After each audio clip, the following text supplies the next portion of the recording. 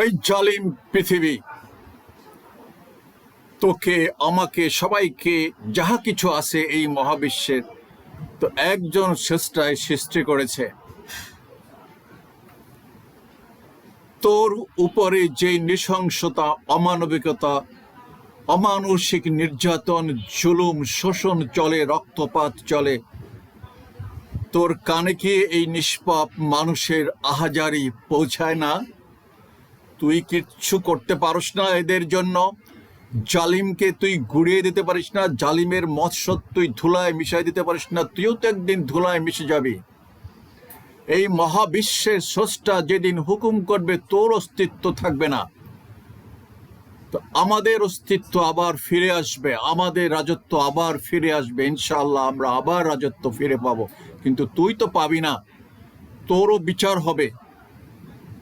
তুই যে এই নৃশংসতা, এই নির্মমতা, এই অসভ্যতাকে প্রশ্রয় দেশ, তোর বুকে যে এই সমস্ত ঘটনা, অমানবিক ঘটনা ঘটে, এর জন্য তোকে কাঠ গড়ায় দাঁড় করাবে আল্লাহ তাআলা, এই মহাবিশ্বের স্রষ্টা। তোর জবান সেদিন খুলে দেবে। তুই কি জবাব দিবি? পৃথিবীর প্রতিটা বালু কণা জবাব দিতে হবে সেদিন। রক্তে রঞ্জিত হয়েছে নদী, খাল, বিল, রক্তে প্লাবিত হয়ে গেছে নিষ্পাপ নিরপরাধ মানুষের রক্তে। তুই কি করছস? তুই ধসায় দিতে ভূমিকম্প দিয়ে এগুলোকে।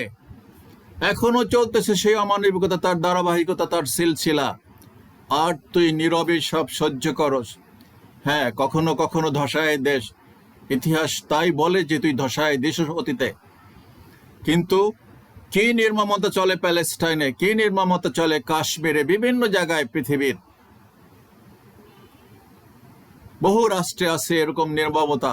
তুই পারস না এগুলোকে ধসায় দিতে? তোর ক্ষমতা তো অসীম। তুই যখন একটু মাথা চাড়া দিস, তুই যখন একটু নাড়াচাড়া করিস, তখন তো এই মহাবুদ্ধিমান মহাজ্ঞানী মানুষের পাল পিটিশন শুরু হয়ে যায়, দৌড়াদৌড়ি, কান্নাকাটি শুরু, হাগামোতা শুরু হয়ে যায়। তুই পারস না এগুলোকে হেদায়েত করতে, সাইজ করতে? তোর জবাবদিহি আছে, তোর খবর আছে একদিন ইনশাআল্লাহ। সাবধান হয়ে যা এবং এগুলোকে সাইজ কর। আর কার কাছে বলবো?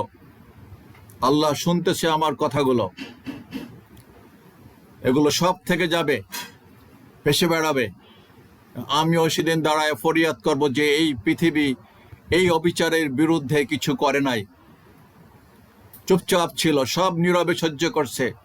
গরিব দুঃখী মানুষ বিনা চিকিৎসায় মারা গেছে, বিনা ভাতে মারা গেছে, না খেয়ে মারা গেছে। কোটি কোটি মানুষ এই বাংলাদেশেই মারা যাচ্ছে।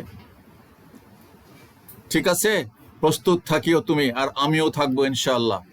আল্লাহ হাফেজ।